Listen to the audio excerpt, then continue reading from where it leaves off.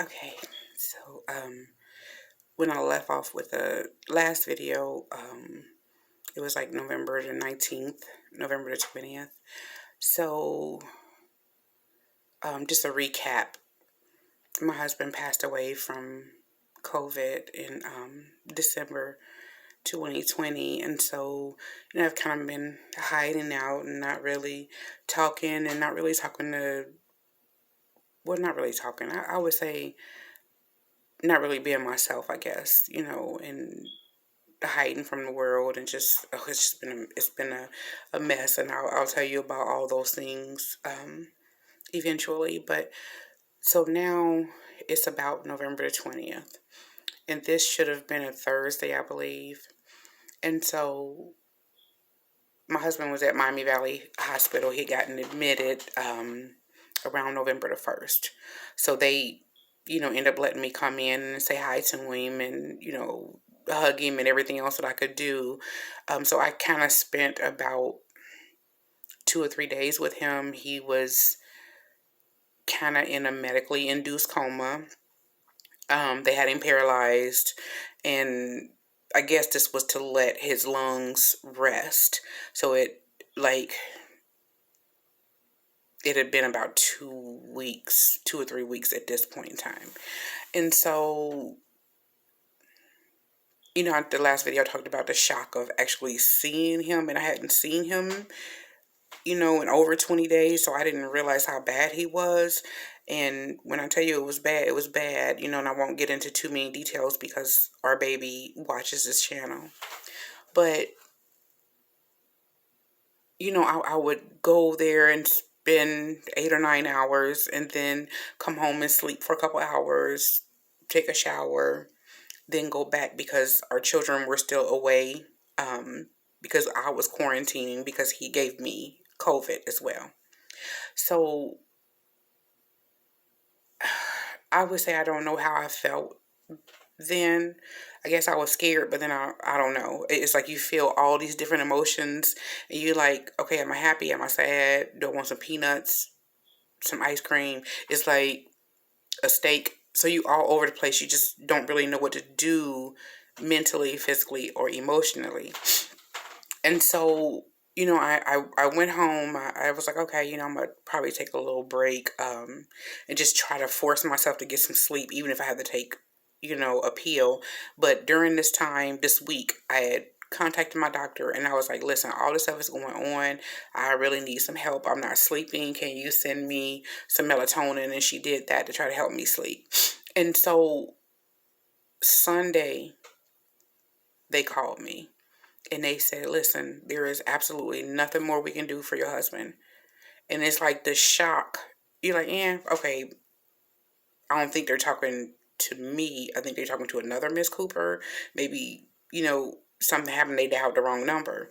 And so it's like I'm listening to them, and then everything kind of sounds like a blur. And I'm like, what? So it was almost like watching a Charlie Brown cartoon, and that person is like, wah, wah, wah, wah, wah. And you like, oh, okay, yeah, they're talking, but you don't really understand what's going on. And so it has stormed really bad this day. This was Sunday, November 22nd. And so they say he was so bad that he wouldn't have made the trip to Cincinnati. So they were going to send him there. I think it's like a level 5 hospital. So it was like the worst of the worst go there. So when they said they were going to send him there, I'm like, okay, maybe he'll be able to get better, but they was going to put him on this different type of life support. And so I'm listening to him. But anyway, back, I'm listening to them, but then I'm thinking like, okay, they said he had to go by helicopter because it wouldn't be safe for him to get transported there. And so then I'm like, okay, what? Like, wait a minute, what's going on? So when I tell you you're kind of all over the place, I mean, you're all over the place, and it's like, what? But anyway, so I say, well, can I see him? And they said yes. So I fly there, I mean, I was speeding, and I'm sorry if anybody in the police thing is watching and listening. I don't care. I had to speed to hurry and get there. And so I had my 24-year-old in the car with me, and then the rest of the babies, because they were back home at this point. And so I just parked. I was like, if somebody say something, you just move the car. But I rushed on upstairs, and it was like, we can't go in there right now because, the doctor is doing this.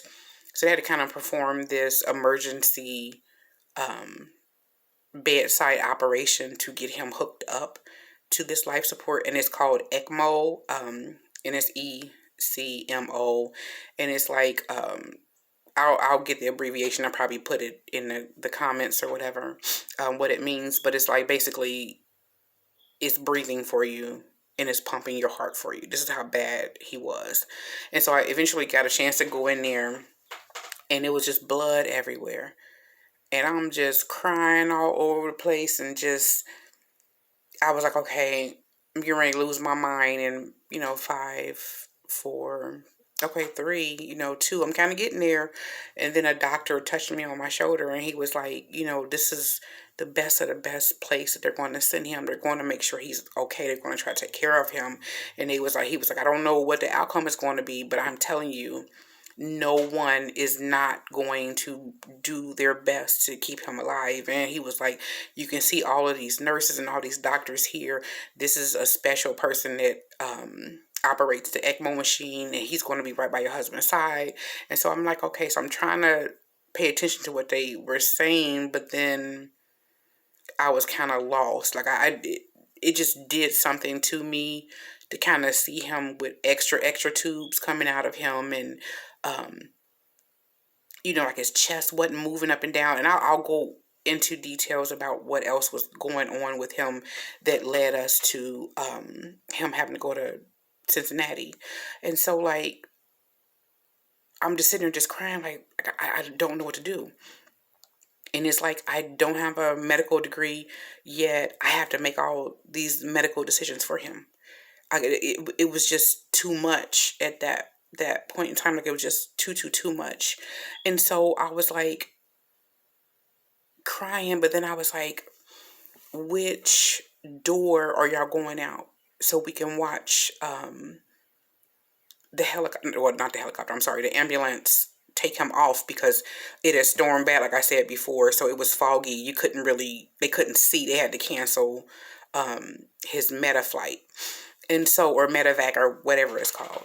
And so, but they told me which place he was coming out. So I was like, okay, I'm going there now. So I rushed out. I was able to kiss him and hug him, and I was able to pull my mask down and really physically kiss him. And so I took off running, ran down, and I told my daughter what was going on, and we rushed around the corner to try to wait and see him get pulled out. And so she was videoing it, and I'm just sitting in the car looking back and forth, and like the police pulled up because of where we were parked, and they was like, are you guys okay? And so we told him what was going on. He was like, no, I'm just making sure that you were okay. They already told me that you were going to be down here waiting. So I just thanked him, and he went on about his business or whatever. And so they rushed him out of there so fast. Like, we didn't even see the ambulance pull off. And so I knew he was going to Cincinnati. I didn't know anything else. I couldn't go with him. It was a waiting game. It was like, is he alive? Did he pass away? I have no idea, because you just don't know literally what is going on. It's like you have no choice but to just sit and wait, and have all this stuff go through your mind, and this torture, like, oh my God, what is going on? So of course I didn't get any rest. And so eventually, I think it was Monday, the 23rd at this point, Monday morning, the doctor from University of Cincinnati Hospital called me. And so they was like, you can come and visit him. Visiting hours are blah, blah, blah. And I said, okay, I'm an hour away. So I'm about to get dressed now. I'm going to just get me a hotel room for the whole week, because the kids are on break. I was like, I can just kind of stay there and just, see my husband. And she was like, yeah, with the COVID restrictions, because the governor had did an order around this time. She was like, there's no normal visiting hours. He's going to have a even room number, so you're going to have to come during even hours. And I said, okay. So anyway, I get my bag packed. The kids were okay. I was like, okay, I'm gonna make sure I have food and whatever else I need because I'm gonna be gone for a week. So I get there, and it's like my daughter had made reservations for me, and so here I am trying to check in, and I'm like, what the hell is my name? I couldn't even remember, excuse me, what my name was. And I was just like, I know I'm supposed to check in and do this and do that. But I was just on another planet at this time. Like, it is so hard to describe the stuff that you go through, because you just don't know what's going on. So what I remembered during all this stuff while I was checking in and trying to unload the car, they was like, we have them behind this glass partition thing, and so you can't really touch him or get close to him, but you can talk to him through a baby monitor. So that was like playing in my mind, like a baby monitor. So I can't even, touch him, but I can talk through this baby monitor. But I'm like, okay. So I'm like, okay, I'm going to put all this stuff down. I'm going to go try to find a hospital. I made sure it was a hotel close to the hospital so I could just easily get there. So I was like, let me see the route because I know it's way, way, way early. I can go and sit in the cafeteria and just wait. So I get there. My visitation was supposed to be from 4 to 6 because he was in 214. Or, no, not 214. I'm sorry. My brain just left. It was 614 because he was on the 6th floor in this CV ICU.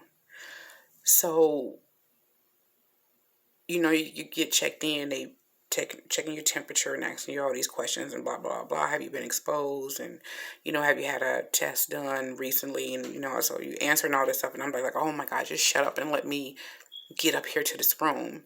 So I go to the cafeteria because it's going to be an hour. And so when I was up there, I told him, I said, I'm traveling from Dayton. I'm gonna be here for a week, but I was like, I don't know Cincinnati. I don't know the traffic. I don't know anything like that. And I was like, so it's going to be dark here soon. Tomorrow when I come, can I come from 1 to 3? And they said yes. They'll switch it up, even though it's a even number. They was like, they'll talk to the front desk so I can get up there and see them. And so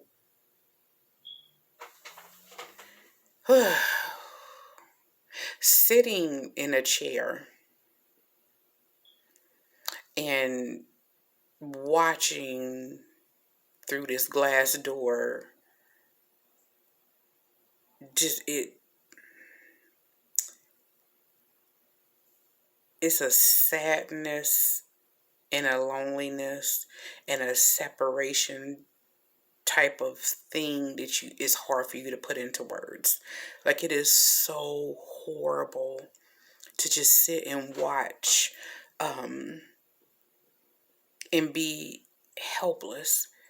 Like, you literally don't know what to do. You like, I want to touch him, but he's in this vacuum sealed room, and all you see is this glass and IV poles everywhere. And normal IV poles, you may have 1 or 2 bags on there. That's it. My husband had about 7 or 8 different lines and about 8 or 9 different, I don't know. But anyway, I go back to the hotel. They call me and say,